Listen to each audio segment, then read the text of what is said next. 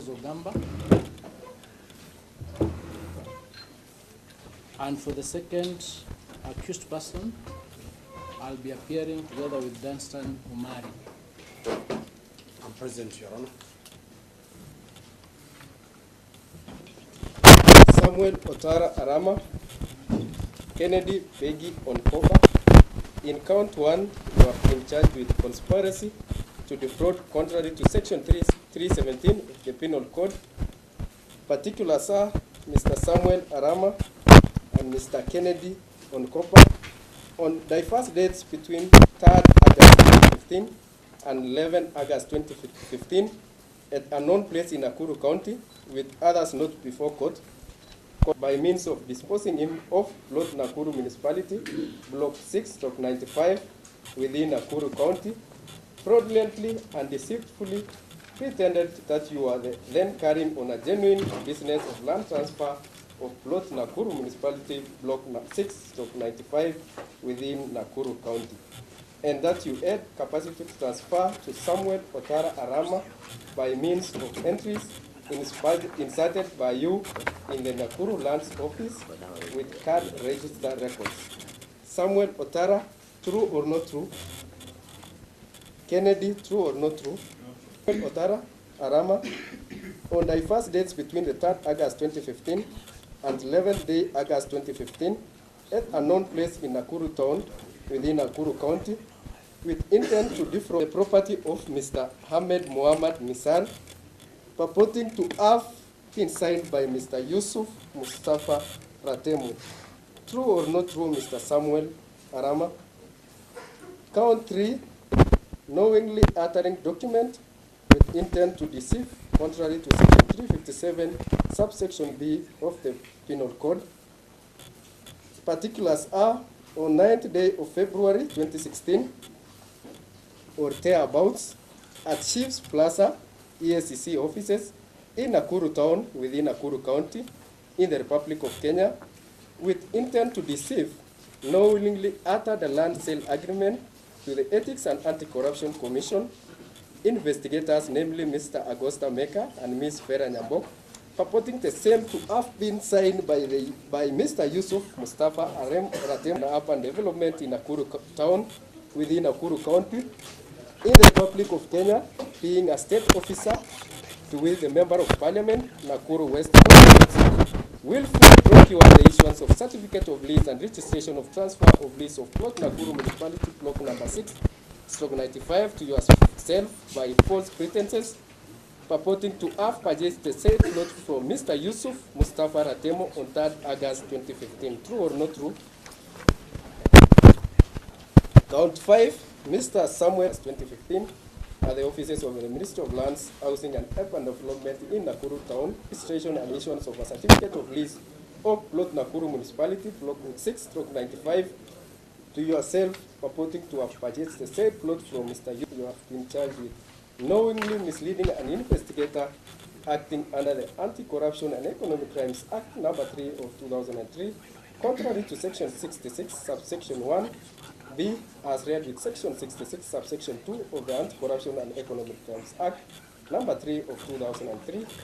Particulars are Mr. Samuel Arama on the 9th day of February 2016 at the ESCC offices at Nakuru Municipality Block 6/95 that the said investigators were undertaking under the Anti-Corruption and Economic Crimes Act number 3 of 2003. By recording a statement that you had legitimately bought the said plot for Kenya shillings 60 million and by providing the investigators with a purported sale agreement signed by Mr. Yusuf Mustafa Ratemo. Facts which you knew were false and misleading. True or not true, Mr. Arama? Count 7, knowingly misleading an investigator.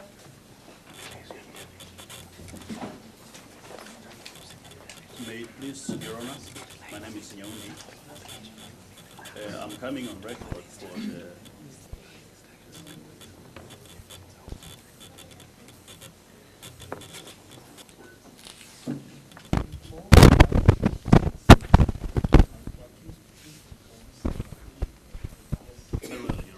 I'm also attending post number 1.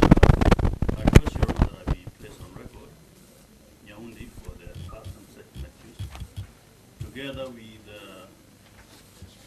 Ben Momanyi and Kenya Encha and Dan Stan Omari is already on record, I think.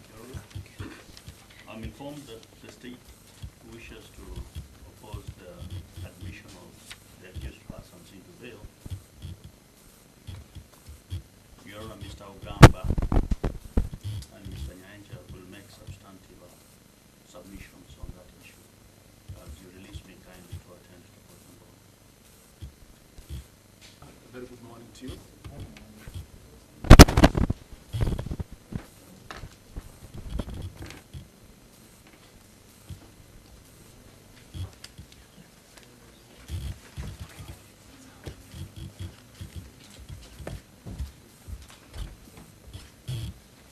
On the issue, as instructions from the DPP,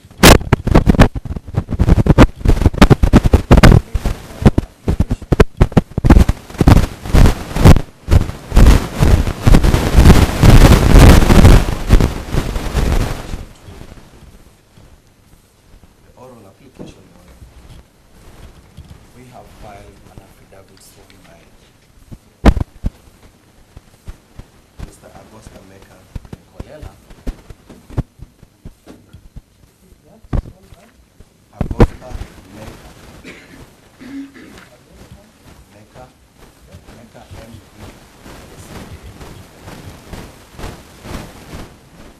Kolela.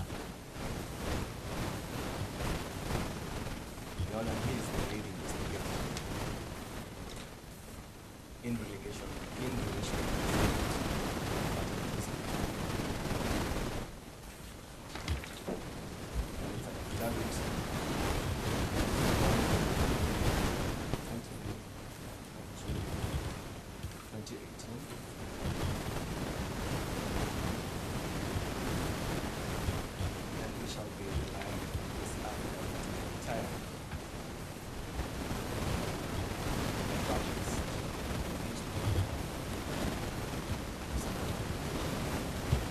Transfer of the accused persons from Nakuru law courts to this court. It is not in opposition to the accused persons being admitted. States that it is in the public interest and also for accused persons presented to Nairobi for plea taking and other proceedings incidental thereto. Paragraph 13, that what is deponed to here and above is true to the best of my knowledge and belief, except for information sources of which I have disclosed. It is not in opposition. It was dealing with the issue of jurisdiction, which we, representing the accused persons, decided that we will not raise. We are happy to be before this court. To therefore try and rely on this affidavit in the guise of it being in a position of bail is misleading this court.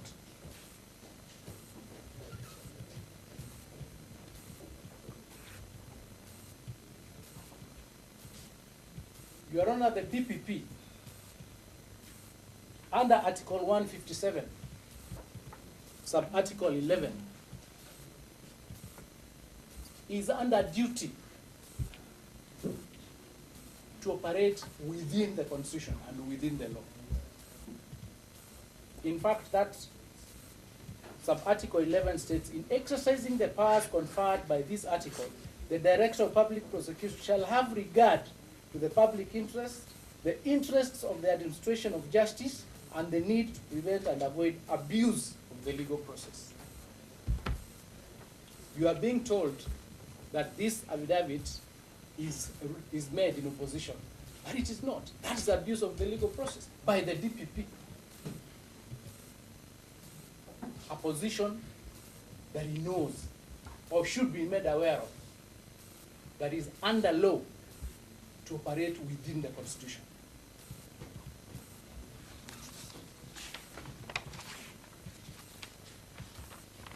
You're being told that because Honorable Arama is an MP, there is a likelihood of disturbances in this court and security relating to this court. Nothing would be further from the truth. And in fact, let it go on record then that there is no position to bail for the second accused person. Because none of those issues that they are alleging relate to the second accused person, and they should be therefore admitted to bail.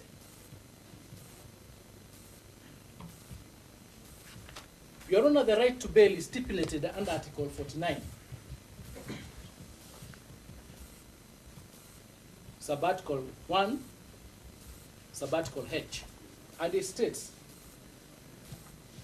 an arrested person has the right to be released on bond or bail on reasonable conditions, pending a charge or trial, unless there are compelling reasons not to be released.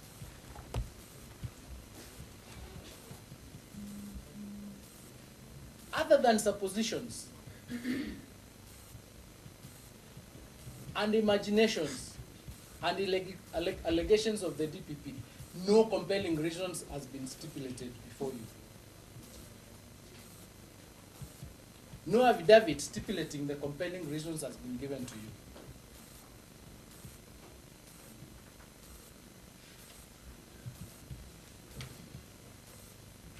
The right to a fair hearing, stipulated under Article 50.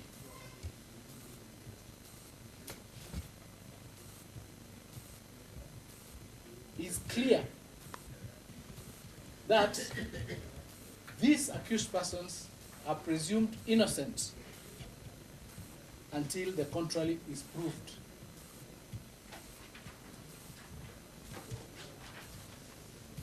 At this point in time, notwithstanding the charges that they are facing, these accused persons are innocent. Your Honor, the right to a fair trial under Article 25C is one of those rights that is not limited. It falls under the fundamental rights that cannot be limited. It states, despite any other provisions in this Constitution, the following rights and fundamental freedoms shall not be limited. And subarticle C is the right to a fair trial. You cannot be told to deny these accused persons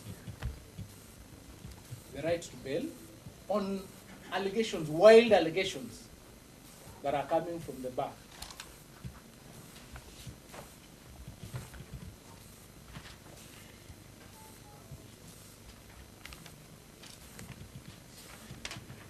Your Honor, under Article 2, it is Article 259,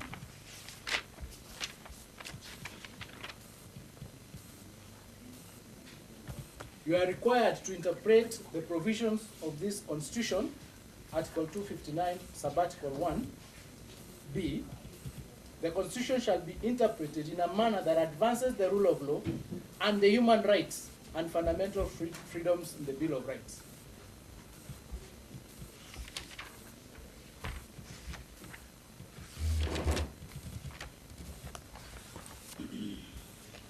Under Article 160, Your Honor,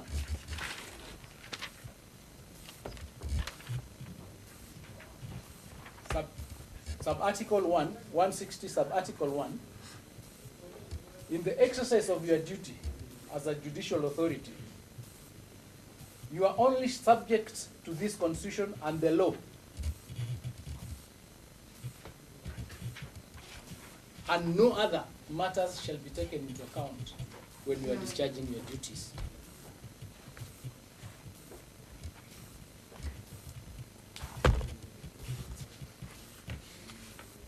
It has now become abundantly clear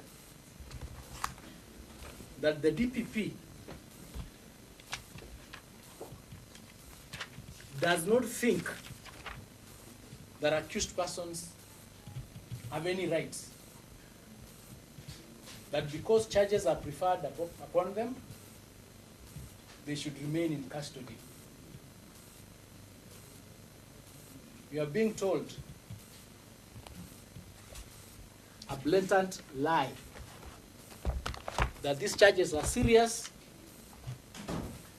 because of the amounts involved. The record will show that my learned friend referred to amounts involved. If you look at the old charge sheet, there isn't an issue of any figures involved in this particular charge. It is therefore unfair that the liberty of a Kenyan citizen, more especially the first accused being a member of parliament, a representative of the people, and the second accused being an advocate of the High Court, an officer of this court, for wild allegations to be made so that they can be placed in jail, pending the hearing of this matter.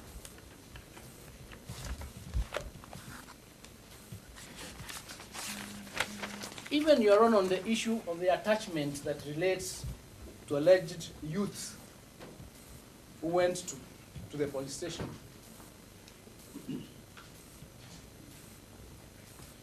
Article 37 of the Constitution is very, very clear that every person has the right to peaceably and unarmed to assemble, to demonstrate, to picket, and to present petitions to public authorities. They had a right to be there. It is their constitutional right to say what they feel.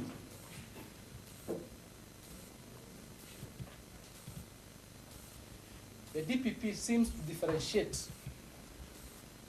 on the issue of public interest. According to him, public interest is only in situations where people are saying things that are against the accused persons. Not those people say things for the accused persons. That's not public interest.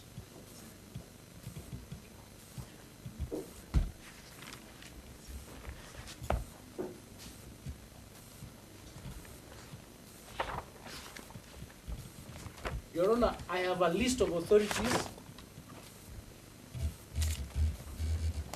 that support their position that the accused persons are entitled to bail unless compelling reasons are presented before you. Issues of the seriousness of a charge, for instance,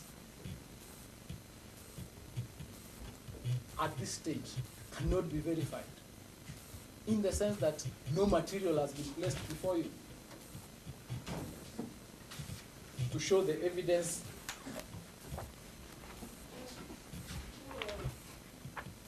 that the state has against the accused persons. Issues relating to witness interference are not issues just to be dropped from the bar. Factual and relevant material must be placed before you, where they have to state that Mr. Arama or Mr. Onkoba have interfered with a particular witness. Not just wild imagination.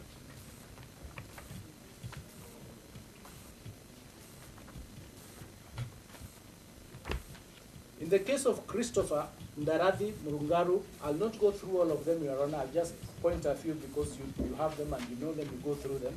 Christopher Ndaradi Murungaru versus Kenya Anti-Corruption Commission.